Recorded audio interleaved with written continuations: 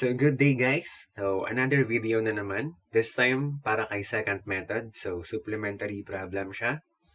So, let me first read the problem.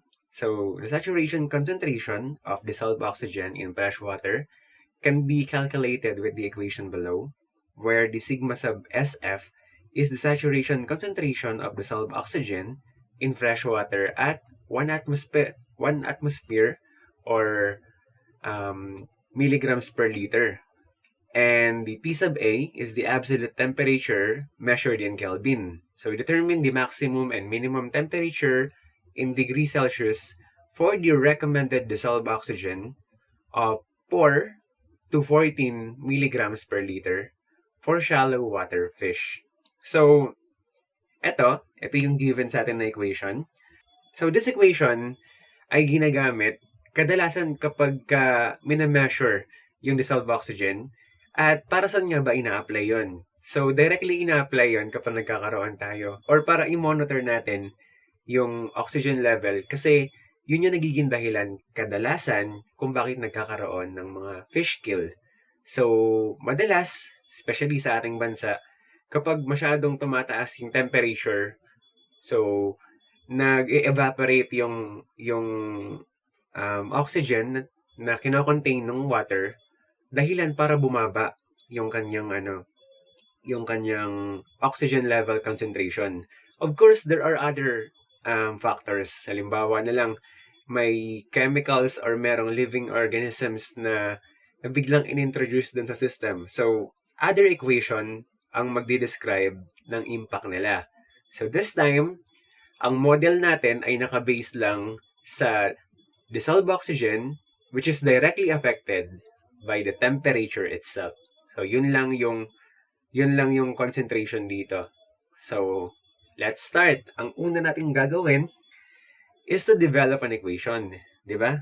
Kailangan nating gawin or palabasin o hanapin kung saan natin makikita yung equation natin na f of x is equivalent to 0. So, ang gagawin ko, ililipat ko ito dun sa kanan. So that 0 is equivalent to negative ln ng sigma SF minus 139, 34411, 100 or 1.575701 times 10 to the 5 all over. Kung babalikan natin yung tanong, sabi niya, yung temperature sub A daw ay naka-Kelvin at ang hinahanap sa atin ay in degree Celsius. So instead na T sub A lang yung gagawin ko, i-convert ko na agad siya into degree Celsius para hindi na ako mahirapan sa bandang dulo na kakailanganin ko pang mag-convert. Kumbaga directly, degree Celsius na agad yung aking output. So paano yun? Alam naman natin na ang temperature in degree Celsius para maging Kelvin ay dadagdagan mo lang ng 273.15. So, yan na ngayon, yung in degree Celsius or in Kelvin. Kumbaga, ito yung degree Celsius, para maging Kelvin, dagdagan mo nito. Okay? So, plus or minus 6.64.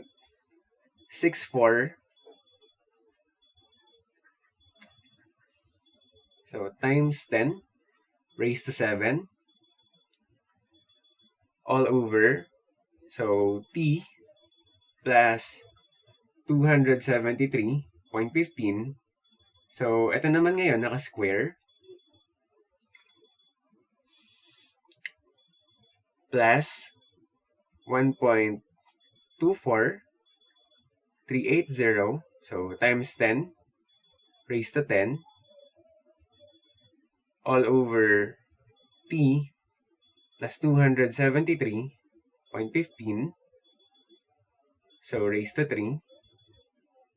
And then minus ng 8.621949. So, times 10 to the 11 all over T plus 273.15. Tapos raised to 4. So, yan na ngayon yung ating equation kung saan naka-equate siya sa 0. So, therefore, siya yung gagamitin natin na f of x. So, f of x, or with this particular na solution, that is f of temperature, or f of t, is equivalent to 0. So, siya yung gagamitin natin ngayon. Dalawa yung tanong sa atin. Determine the maximum and determine the minimum temperature. So, since sa Pilipinas, mas extreme sa atin yung, kumbaga mas common sa atin yung mainit, no? Mapapansin ninyo, kapag tag-init, doon tayo madalas may mga balita ng fish kills. So, yun na lang yung target ko, yung maximum. So, kapag mainit ang temperature, so, ini-expect natin na bumababa yung level ng oxygen dun sa body ng tubig.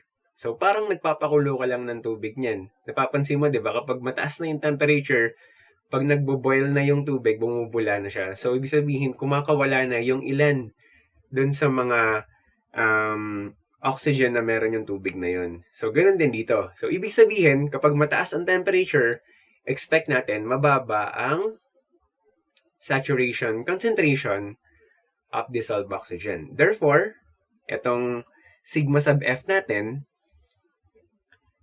gagawin ko siya ngayong 4. So, para makuha ko yung maximum temperature.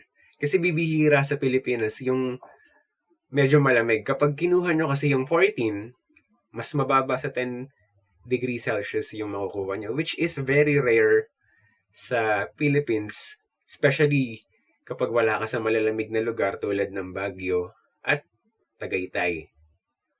So, sige, start tayo.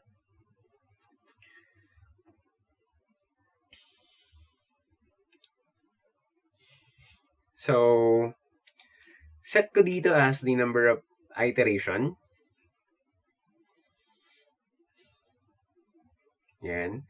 Dito ko ilagay yung x sub n minus 1, and then x sub n, tapos x sub n plus 1. So, meron tayong tatlong x.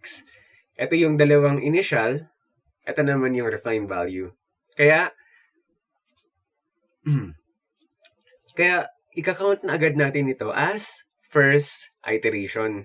Dahil makakakuha agad tayo ng refined value. Okay? So, sabihin na natin na ang ating first iteration is 0.5. And then, yung isa naman is 6. So, 6.0. So, ang gagawin natin dyan, bago natin makuha ito, bago natin makuha yung x sub n plus 1, ito initial guess lang natin yung 0.5 tsaka yung 6. Kumbaga kahit anong numbers, bahala kayo. So, madalas na ina-associate ang secant method as bracketing method. Pero hindi talaga siya bracketing method.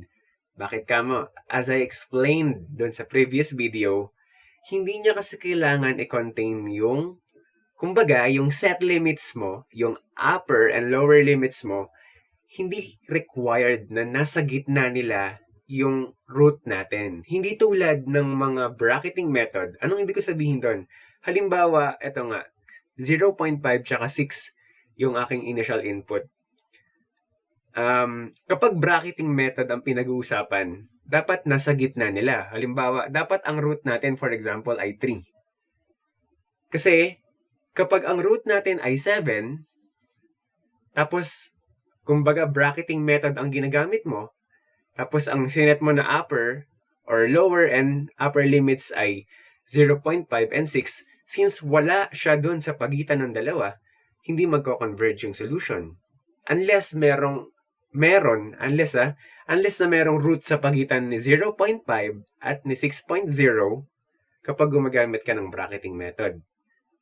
Dito, kahit na 7 yung root natin, or 7.0, kahit 0.5 tsaka 6.0 yung gamitin mo na initial limits, okay lang kasi hindi nga required na i-contain. So, hindi talaga siya under ng bracketing method kasi hindi niya required i-contain, or in other words, i-bracket yung ating final answer.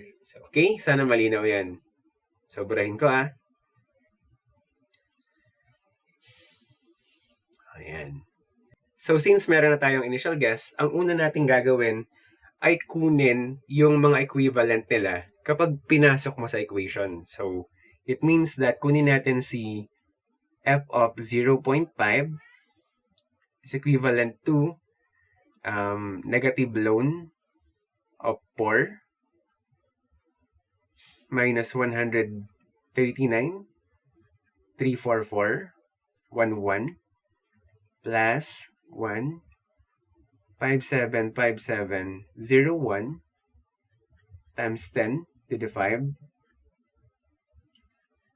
all over 0.5 plus 273.15 minus 6.642308 times 10 raised to 7 all over 0.5 plus 273.15 and then raised to 2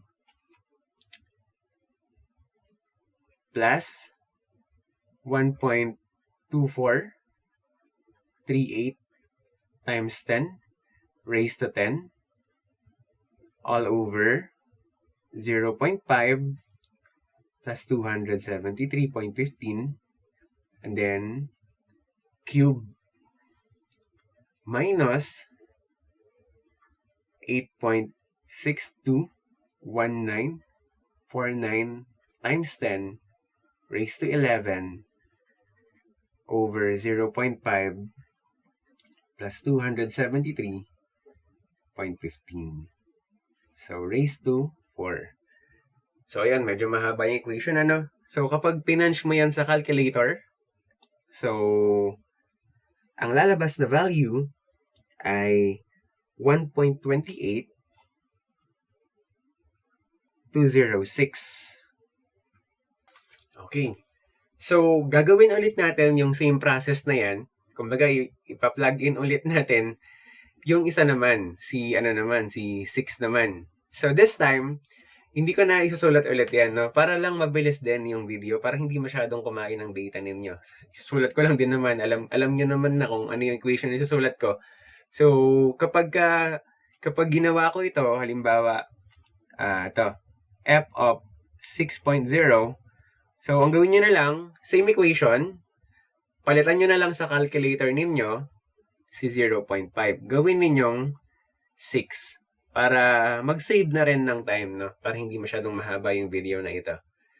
So, once na i-plug mo yan sa calculator, again, ito nga, kapag 0.5 ito, so 0.5 din lahat ng denominator. So, ganoon din dito, kapag 6 ito, palitan mo lahat ng part na ito. Yan, palitan mo lahat yan. Okay? So, once na i-plug mo yan sa calculator, lalabas na ang sagot ay 1.13528. Ayan. So, this time, we can now determine the refined value ng ating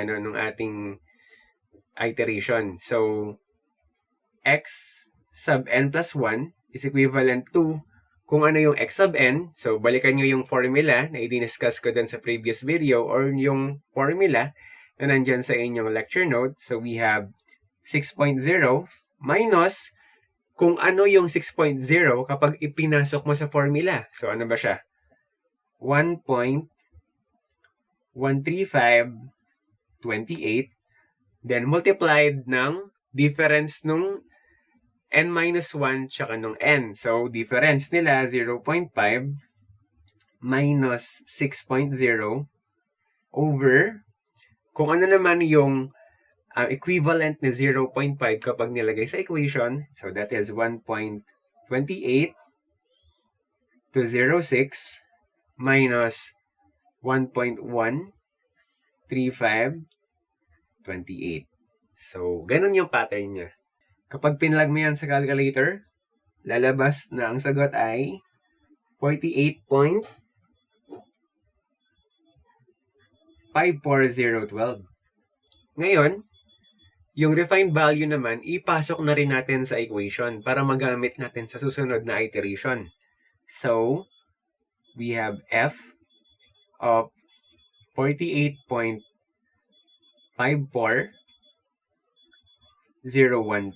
So, once na ipasok mo yan sa calculator, lalabas na ito ay 0.33968.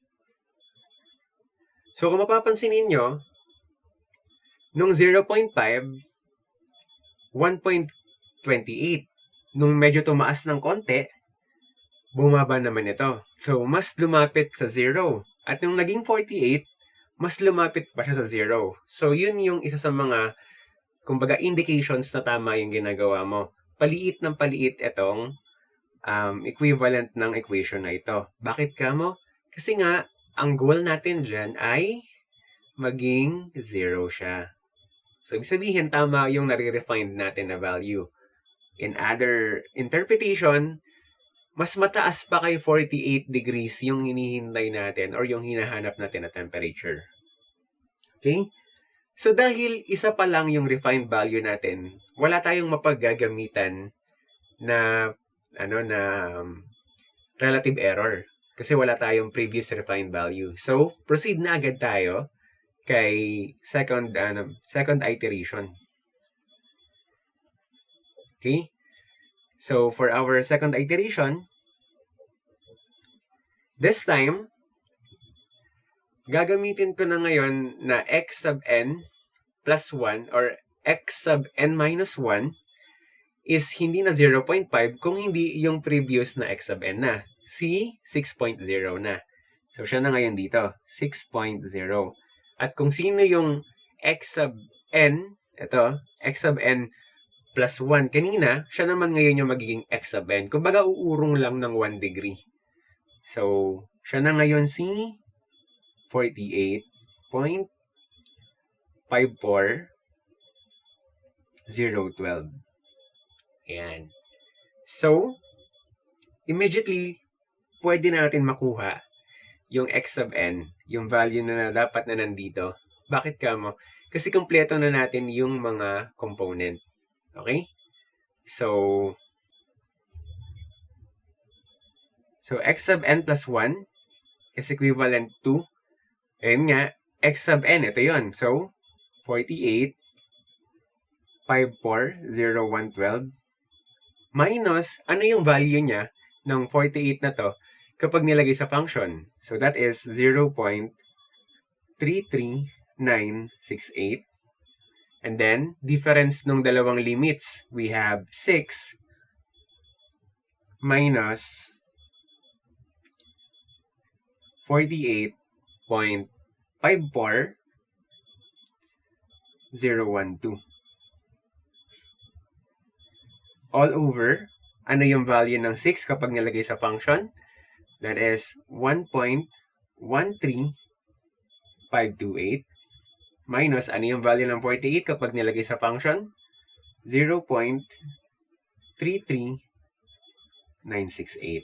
So, once na i-plug mo yan sa calculator, ang lalabas na value ay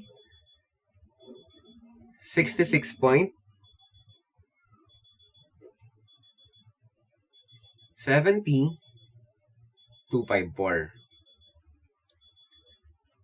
Yan. So, immediately, i-plug na natin agad yung refined value sa equation para malaman natin yung equivalent niya. So, we have f of 66.70254. Kapag pinlog in mo yan sa equation, lalabas na yan ay 0.05637. So, kung mapapansin ninyo, mas maliit na ngayon yung value ng function. So, mas malapit na siya ngayon sa 0. So, ibig sabihin lang nun, or isang sign yon na yun nga, tama yung ginagawa natin. And this time, we can now compute the relative error. So, epsilon sub n is equivalent to our present value, 66.70254, minus our previous 48.54012. 54012 all over 66.70254, and then absolute value, and that is equals to 0.27209. So still greater than our stopping criterion, 0, or 0.001. That's why we will still proceed the solution. So we have a third iteration. So this time, gagawin ko lang ulit kung ano yung ginawa ko kay second iteration. So ipapakita ko sa inyo.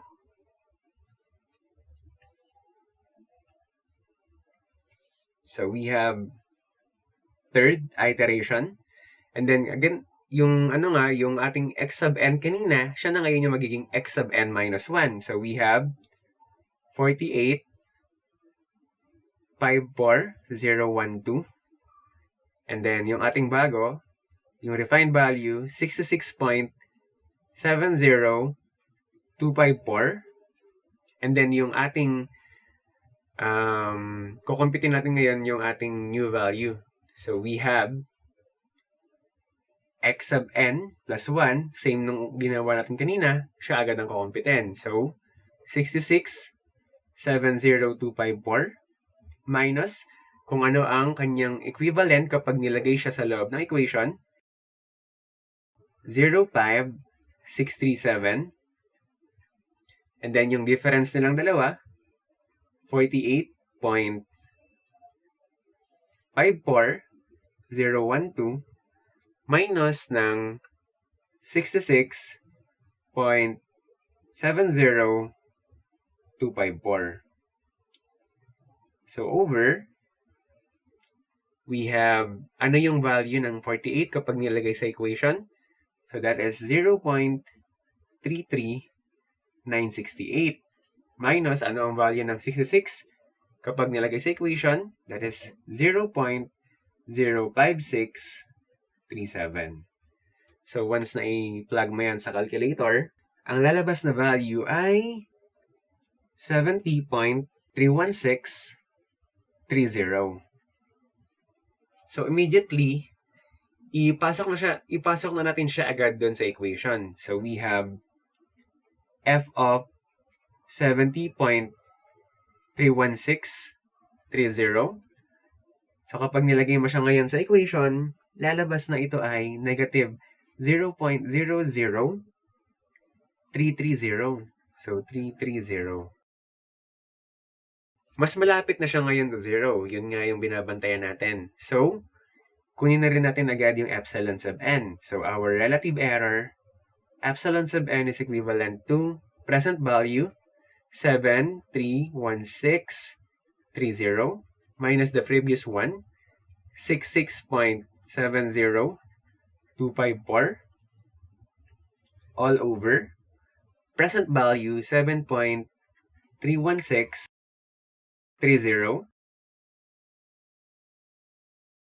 and then absolute value. So kapag nilagay natin yan sa function, we have 0.05139.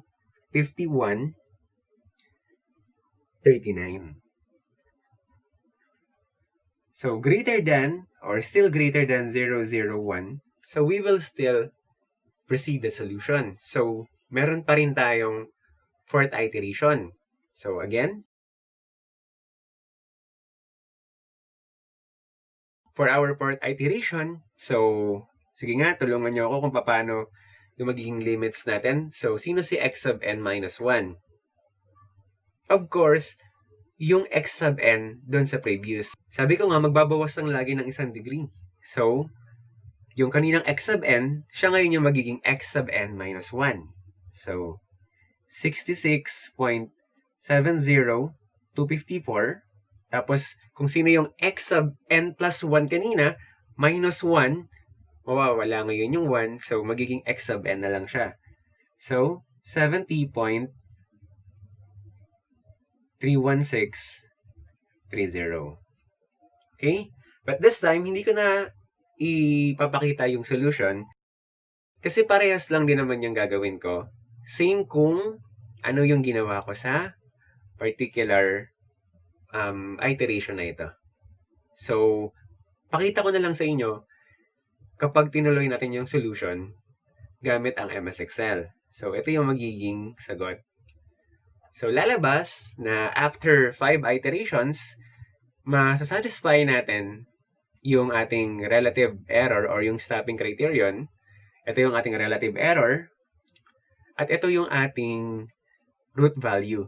So, lumalabas na at a temperature of 70.11824 degrees Celsius, magiging mababa as 4 milligrams per liter yung dissolved oxygen dun sa body of water na pinag-uusapan gamit of course yung equation na ito. So, pwede nating sabihin na yun ay critical level kung ito ang basehan natin. Kumbaga, konting taas pa ng temperature, possible na hindi na maging habitable or hindi na kayanin ng mga isda, dun sa body of water na yon, yung sobrang mababang dissolved oxygen, possible na dun na nga magkaroon ng massive fish kill. Lalo na kung marami yung isda na nandun. Isa pa yon sa mga contribution kung marami yung nagko-consume ng dissolved oxygen. So, that's it for this video. So, hopefully, naliwanagan kayo kung paano mas gamitin yung secant method. So, thank you for watching and keep safe, everyone.